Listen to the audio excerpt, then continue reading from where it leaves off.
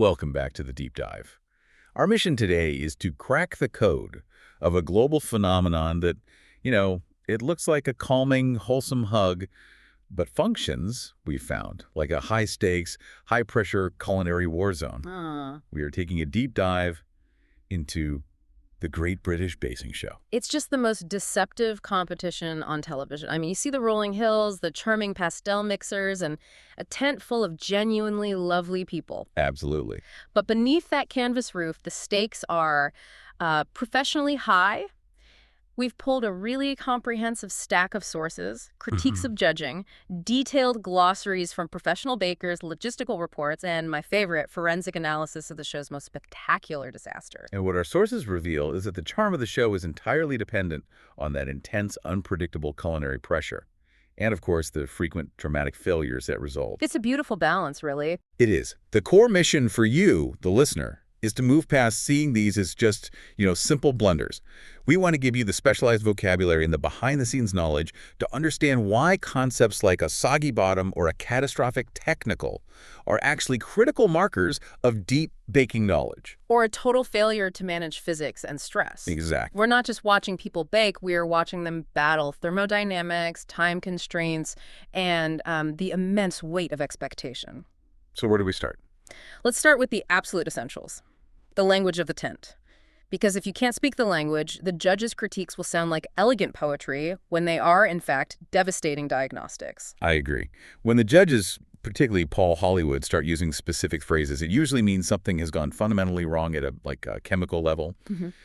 We have to begin with one of the most common filling failures, the slack custard, which is really just code for a failed creme pat. That's right. Creme pat is, shorthand for creme pâtissière. It is a foundational element in so many pastries, from eclairs to fruit tarts. At its heart, it's a rich custard, fundamentally made from cream or milk, combined with sugar and thickened with egg yolk. But what is the actual technical challenge of making it? I mean, why is it such a reliable source of pension on the show? The challenge is all in the perfect emulsification and thickening. You're trying to thicken the liquid without scrambling the egg yolks. Bakers have to avoid lumpiness, which comes from uneven cooking or, not whisking enough. But they also have to achieve the precise viscosity. Right. If they overmix it or overheat it even slightly, the texture just breaks. And the ultimate sin is slackness. You hear that word, and the baker is in deep, deep trouble. Oh, absolutely. Slack means the custard is too thin and uncohesive. A truly slack custard will just ooze out of a pastry shell or pool around the bottom of a trifle. A complete mess. It's a sign that the starch and the egg yolks failed to properly gelatinize and bind the liquid. Paul Hollywood will notice that immediately, as a slack custard shows a fundamental misunderstanding of the required ratios and heat management. It's a texture failure that ruins the entire thing. Okay, so moving from fillings to structure, our sources make a really strong case for the importance of the crumb. I always just thought of the crumb as, the inside of the cake. Well, it is, but it's a much more technical term than that. It determines texture, density, and even flavor release. So the crumb is the interior of the bake, excluding the crust, but its structure is what's vital. Exactly. We are talking about the cellular structure, the air pockets, their size, their regularity. This determines everything from density to moisture retention. So how does the type of crumb change with the bake? Give us an example. Well, think about the difference between a high hydration sourdough and, say, a dense brownie. A perfect sourdough needs an open crumb, which is characterized by those large, irregular air pockets. Right, the beautiful holes. Yeah, and that tells the judges that the gluten network was beautifully developed and the yeast was really active. Conversely, for a cake like the classic Victoria sponge, Mary Berry was known to look for a fine, even, and tight crumb structure. Okay. This indicates a light, airy texture that you get through perfect creaming and folding techniques. If the crumb is tightly packed and heavy, it suggests the baker failed to incorporate enough air or they overdeveloped the gluten. So the crumb is like a structural map of the baker's entire process, from mixing all the way to proofing. Speaking of process, two terms that feel less like baking and more like high-stakes chemistry are proofing and tempering. Oh, these are the elements that separate the practiced amateur from the true artist. Proofing is specific to bread dough. It is the final rising stage the dough undergoes just before it goes in the oven. For bread bakers, this timing is like the holy grail. And if you miss that window of perfection, Yeah. what happens then? The sources stress that underproofing or overproofing your dough can be utterly, utterly disastrous. If it's underproofed, the dough is dense and heavy because the yeast hasn't produced enough gas. The bread will spring too aggressively in the oven, and that leads to tearing. Okay. But if it's overproofed, the gluten structure, that delicate network of proteins, it actually tears and collapses because the yeast has consumed all its fuel. The resulting bread will be flat with a coarse, unappealing crumb. So hitting that precise window, especially in the variable conditions of the tent, is a real test of instinct and timing. It really is. Which brings us to tempering. That sounds like pure heat management, less about biology and more about controlled thermal shifts. Precisely. Tempering is the careful, controlled management of temperature to stabilize your ingredients. The tent sees two major types. First, you have tempering chocolate. This involves heating, cooling, and then reheating the chocolate to a very specific temperature range. And why is that so important? Because cocoa butter, which is the fat in chocolate, exists in 6 different crystal forms. But only one, the stable beta crystal, gives chocolate that shiny finish and satisfying snap. Tempering ensures the chocolate sets into that stable, attractive crystal structure. It prevents it from blooming or becoming thick and dull. That is just detailed science for a single decoration. So what about tempering eggs? Tempering eggs is necessary when you're incorporating them into a hot liquid base for custards or sauces, like the creme pat we were just talking about. It involves slowly stirring a small amount of the hot liquid into the egg yolks first to gently raise their temperature. So you don't just dump them in. Never. If you pour the eggs straight into the hot base, the proteins will denature too quickly and scramble. Tempering ensures a smooth, creamy, final product without any of those visible curds. It is a highly delicate technical skill that just showcases total control. Okay, now for the iconic phrase that causes judges to sigh and viewers at home to, snicker, the soggy bottom, we need to dissect this failure with the seriousness it deserves. It is very bad news, and it always warrants Paul Hollywood's iciest stare. Technically, a soggy bottom refers to the bottom of pies and tarts being undercooked because the moisture has not been fully driven off during baking. Okay. The pastry fails to reach the temperature necessary for what's called starch gelatinization. Starch gelatinization. That sounds like the key. Break that down for us. So when flour, water, and heat combine, the starch granules in the flour absorb the water and they swell up. If the temperature gets high enough, typically above 200 degrees Fahrenheit or 93 Celsius, they burst and create a rigid structure. And that's what makes it crisp. That's what makes it crisp. That's gelatinization. If the bottom crust of a tart is shielded from heat by a wet filling, it never reaches this temperature, it stays soft, and it absorbs the filling's moisture. And there you have it. The dreaded sogginess. It's a failure of heat transfer. It's a classic physics problem, really. Yeah. So what are the high-level solutions that the sources suggest for our listener at home? There are 3 main defensive techniques. First is blind baking or par baking the pastry shell before you add the filling. You use baking beans or weights to hold the shape, and you cook it long enough to fully gelatinize the starch and set the base. That drives off the moisture before the filling even enters the scene. Smart. Exactly. Second, to enhance heat transfer, you must place the raw tart tin onto a preheated heavy baking sheet or a baking stone. That sudden direct burst of heat makes sure the bottom reaches that critical temperature quickly. And the third. Third, if you are using a very wet filling like a custard, you can waterproof the pre-baked pastry case. You just do this by brushing the inside with a thin layer of beaten egg or melted chocolate immediately after it cools. This forms a barrier against moisture. These are crucial internalized skills that really define an advanced baker. They absolutely do. And those internalized skills are the foundation of the whole competition, which brings us to the structure of the show itself.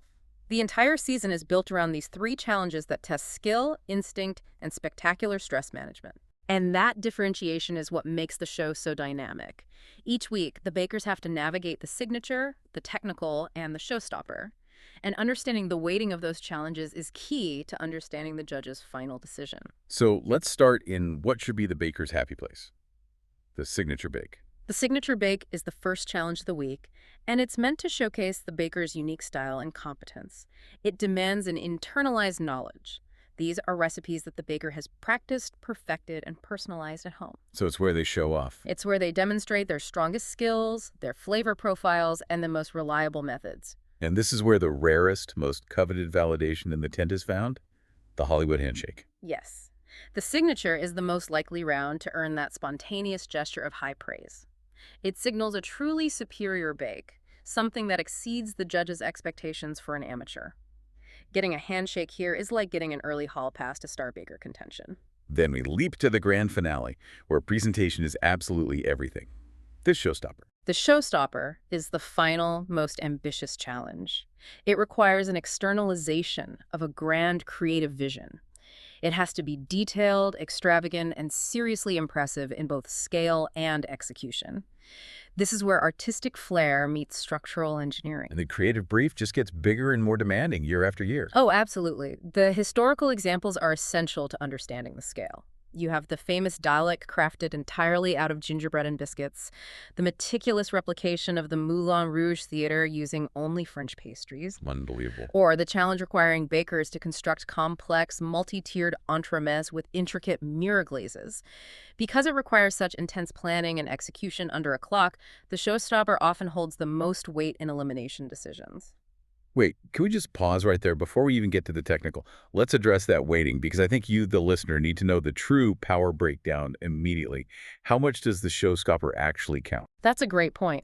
While the judges never publish, an official formula, critics who analyze the decisions year after year estimate the weighting roughly breaks down like this. The showstopper is weighted around 60%. 60. 60%. The signature is weighted at about 30%. And the technical, despite all its difficulty, often only counts for about 10% of the final decision. 60%. Yeah. That explains why a spectacular collapse in the showstopper, even after a decent signature, can lead directly to elimination. It holds the lion's share of power. It does. It's the final lasting impression, and it often decides the elimination right there in the final moments of filming. But the round that creates the most tears, the most stress, and the most widespread failure, yet counts for the least. Is the technical challenge. The barometer of instinct, and it is brutally difficult. The technical challenge is the toughest task because it is truly blind. No advance notice. A test of starchy skills, as you called it. It's designed to strip away the crutch of preparation. The goal is to test pure intuition and foundational knowledge of baking principles under immense time pressure. And the instructions are notoriously sparse, often described as pared down by the judges themselves. So give us an example of just how vague these instructions are. We're talking about recipes that will leave out crucial details like ingredient amounts, exact baking times, specific oven temperatures, or what the final presentation should even look like. Right. The instruction might simply be, make a Fraser cake. A professional baker would know the essential components, a Genoese sponge soaked in syrup, mousseline cream, fresh strawberries, but the contestants are left to intuit the ratios and the method using only basic labeled ingredients. But if the instructions are that sparse, isn't that just a test of memorization, not genuine intuition? Do the sources offer any defense for this intentional vagueness? The judge's defense is that a good baker should internalize the foundational ratios. If you are asked to make choux pastry, you should know the basic ratio of flour, butter, water, and eggs. Okay, I can see that. But the criticism is valid, especially given the tendency for the technicals to feature the obscurity problem. The obscurity problem. That's when they pull out a recipe that literally no one has ever heard of. Yes, they frequently demand forgotten, highly specific or obscure regional bakes. Think of the 17th century Sussex pond pudding, which demands an entire lemon steamed inside a suet crust for hours. I've never even heard of that. Or the tiny, finicky maids of honor tarts, or specific regional breads. Many contestants, particularly those from outside specific regions of the UK, admit they've never heard of, let alone tasted, the requested item. This puts them at a severe disadvantage where intuition is useless if the foundational knowledge is simply not there. And then there's the impossibility of timing, which just seems intentionally set up for disaster. This is where the production's hand is most obvious. The time limits are often demonstrably too short. The most egregious example is that Sussex pond pudding.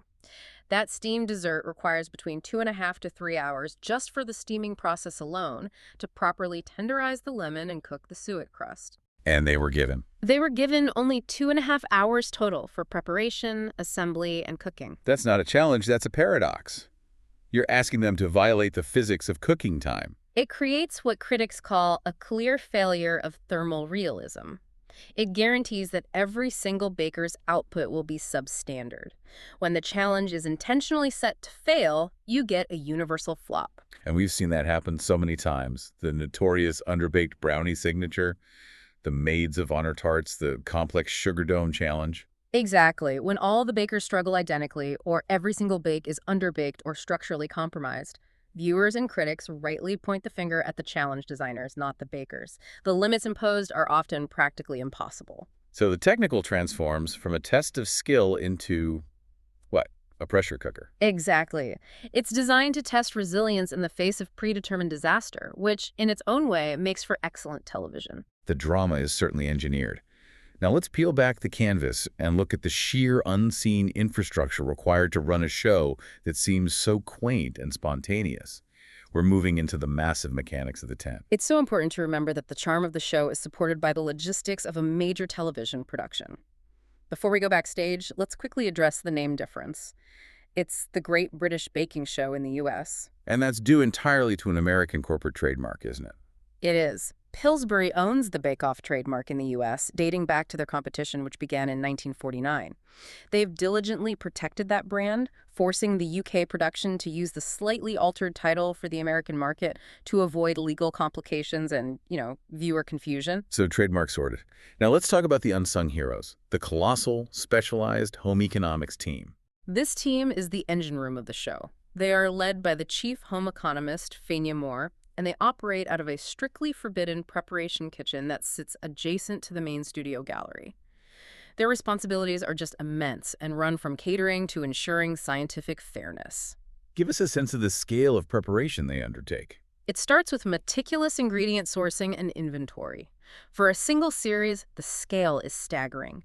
The sources note that bakers go through over 200 kilograms of flour, 90 kilograms of butter, and well over 2,000 eggs. Wow. The team manages a pantry that has to contain 21 different types of specialized flour, ensuring that every baker has access to precisely what they need, regardless of the challenge. They're essentially running an industrial-scale, specialized bakery supply warehouse. But they also have a unique duty regarding product presentation, right? The labels? Absolutely. For filming purposes, they have to meticulously debrand every commercial product used. This means carefully peeling, scraping, or obscuring all commercial labels, logos, and trademarks on everything from vanilla extract bottles to flour bags, to ensure that no product receives unintentional product placement on camera. This is a time-intensive daily task for the team. And let's not forget the famous carb-light breakfast required by one particular judge. Indeed. The chief home economist is noted to be responsible for preparing and carefully shelling a boiled egg for Paul Hollywood's specific carb-light breakfast preference every single morning. It just highlights the individualized, precise demands placed on the team. But their most critical, time-consuming task is ensuring the fairness of the equipment. They have to guarantee that every baker starts on a level playing field. This is completely non-negotiable. Every single day of filming, every single oven in the tent must be tested. The sources report that the team bakes a standard Victoria sponge cake in each oven to check for hot spots, temperature accuracy, and consistent radiant heat delivery. So if an oven is off, they need to swap it out or recalibrate it immediately.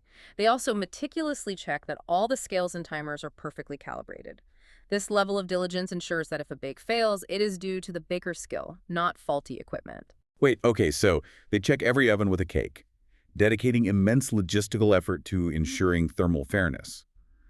But then they intentionally impose impossible time limits on the technical challenge. Where does the source material draw the line between fair and engineered drama? That is the central paradox of the show. The logistics team's mandate is fairness in physical equipment. The challenge setter's mandate is maximum stress and drama. The sources suggest the production walks a very tightrope. The bakers must have all the tools, but the challenge must be psychologically and temporally crippling. The home ec team creates the foundation of fairness, and the judges and challenge designers impose the unfair difficulty. That makes the logistics even more fascinating. What about last-minute panic? If a baker suddenly needs a specific ingredient, how does that work? The team is prepared for impulse. Runners are stationed outside the nearest large supermarket, typically from first light each morning, waiting for any last-minute ingredient requests. So if someone needs figs? If a baker suddenly realizes they need fresh figs or a specific type of rare spice not in the main inventory, the runner is dispatched immediately. This ensures that the illusion of the show, that everything is sourced and ready, is maintained, even when a baker has a moment of frantic panic. And maintaining the secrecy of those blind technical challenges, that requires actual security measures backstage, doesn't it? Absolutely. We have what's known as Fridge Watch, a secret list of all 10 technicals and showstoppers for the entire series, complete with photos of the desired final bakes, is kept taped to a fridge backstage. And they have to hide it. To prevent accidental spoilers by any crew or contestants who might wander into the prep area, that list is kept strictly folded and taped down the middle. It's a very low-tech security solution for a high-stakes secret.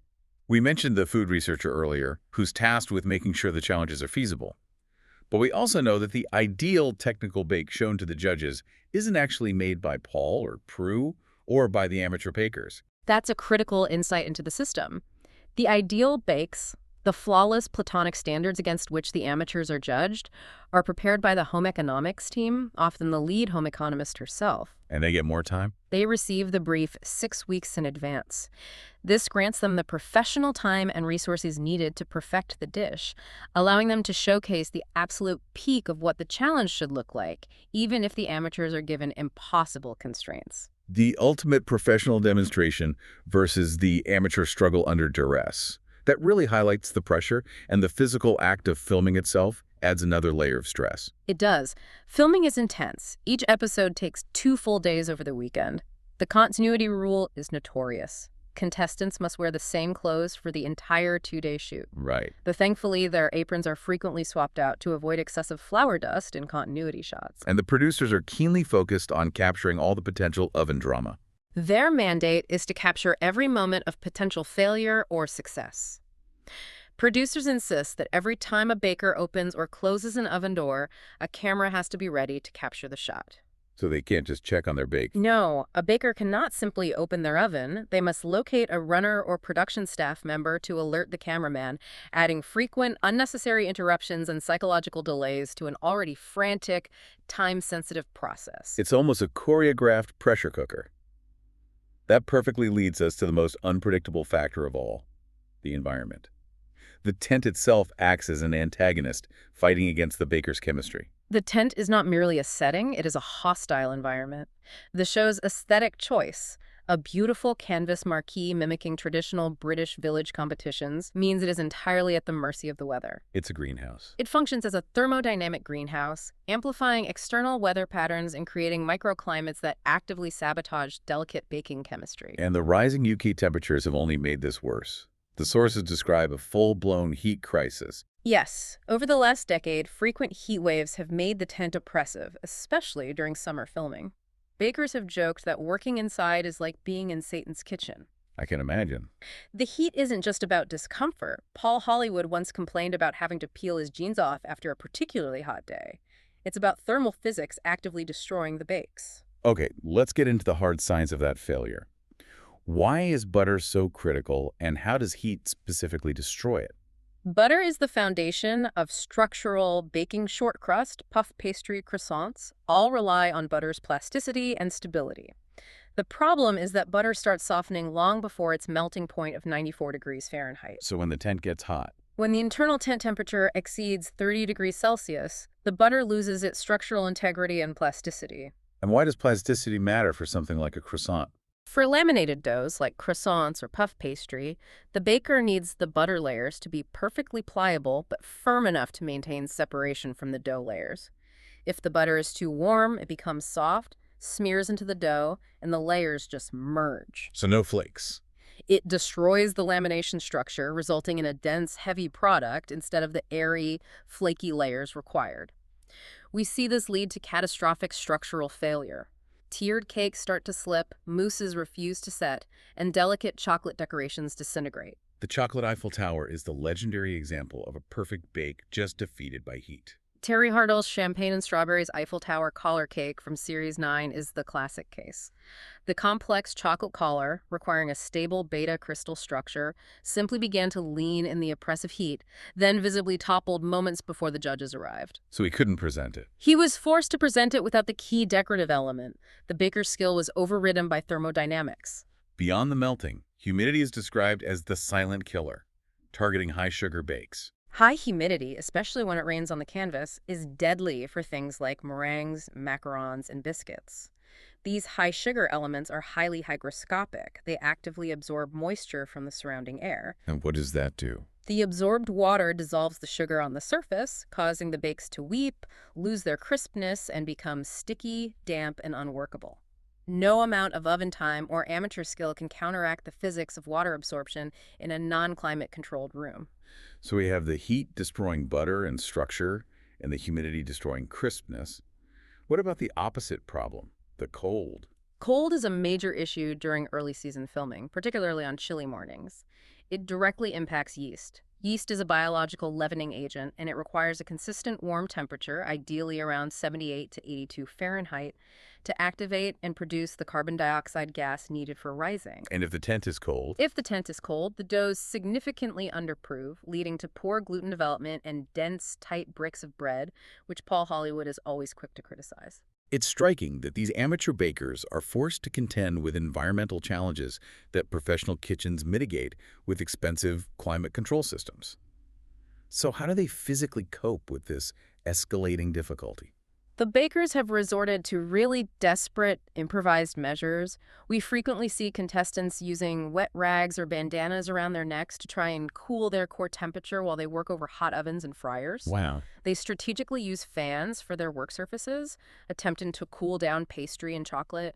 It's a testament to the fact that their competition is often less about the recipe and more about battling the elements. The environment breeds drama, and the clock guarantees it. Let's move to the moments that have become TV folklore. The iconic blunders, where pressure, physics, and human error collide. These events are legendary because they perfectly encapsulate the show's tension. We have to start with #Bingate. Series 5, The Baked Alaska Showstopper. Recount the controversy for us. So, contestant Ian Waters was making a delicate baked Alaska, which requires freezing. A fellow baker, Diana Beard, accidentally removed his ice cream from the freezer for what she claimed was only a few seconds, but it was enough time, combined with the extreme heat of the tent, for the meringue to start weeping and the ice cream to melt into a puddle. And what was Ian's dramatic response? In a moment of absolute devastation and rage, Ian threw the entire ruined creation tin and all into the nearest rubbish bin. Which was the precise reason for his elimination. Precisely. He was eliminated for presenting no bake to the judges. The incident caused an enormous public outcry. The show received 811 complaints, with Diana Beard being subjected to online trolling, dubbed the freezer thief. And what did the judges say? Paul Hollywood later defended the decision emphatically on social media, tweeting that the ice cream being out for 40 seconds didn't matter. Ian's decision to bin was the determining factor. The rule is clear. You have to present something. The collapsing cakes are another category of failure, just pure structural instability. Dorit Conway's Black Forest Gâteau collapse in Series 6 is still painful to watch. Her entire structure, a complex layered cake, collapsed into a puddle of goo on the table because her mousse was fundamentally unset and could not bear the weight of the other tiers. A total structural failure. Right. Due to poor ratio or incorrect chilling time? And then there are the basic but critical identification errors. Yeah. John Waite's rum baba standout here. Oh, John Waite's mistake was a beginner's error under professional stress. In the technical challenge, he mistakenly used salt instead of sugar in his rum babas dough. The result was truly inedible. Paul Hollywood immediately spat it out, and Mary Berry refused to even taste it. Astonishingly, he survived. He did. He only came second to last in the technical ranking because another contestant had a failure that was arguably worse structurally. This proves that while catastrophic, a single failure doesn't guarantee elimination if the showstopper and signature are strong, or if someone else has a complete meltdown. Right, like Marie. We can't forget Marie's technical failure, forgetting to turn her oven on, resulting in raw dough, leading to her elimination the week after she was crowned star baker. The pressure's just relentless. Some of these failures were heightened by production interference or just unusual circumstances like the Sura Matib incident. The Sura Matib incident in Series 11 was a pure accident.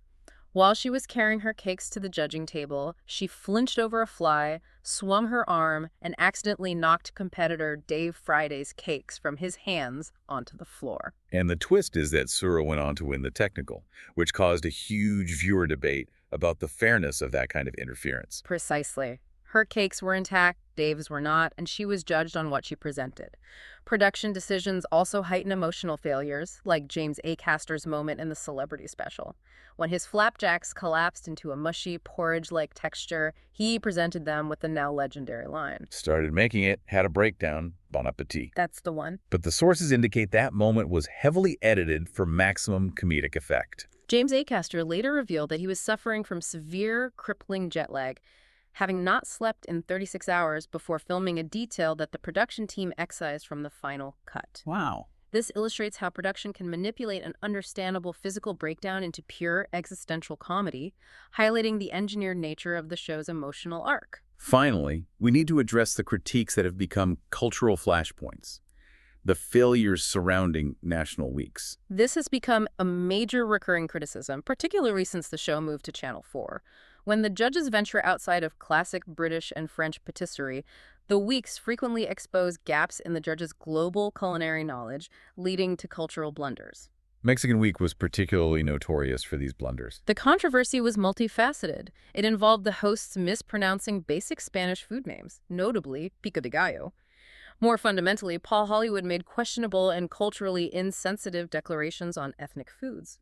For instance, he criticized baked tortillas for having color, insisting there was no need for color here, despite the fact that tortillas are traditionally griddled or pan-fried, where color is expected, and are typically not baked at all. This provincial critique seems to extend beyond Mexico. It does. Yeah. Paul, in an earlier season, referred to challah, a foundational Jewish bread with deep cultural roots, as plated bread that is dying off. This suggested a fundamental ignorance of its cultural significance and widespread use. Wow. Similarly, during a different challenge, the judges expressed genuine surprise at the combination of peanut butter and fruit as a flavor profile, apparently unaware of the simple concept of a peanut butter and jelly sandwich, highlighting their limited exposure to North American flavor pairings.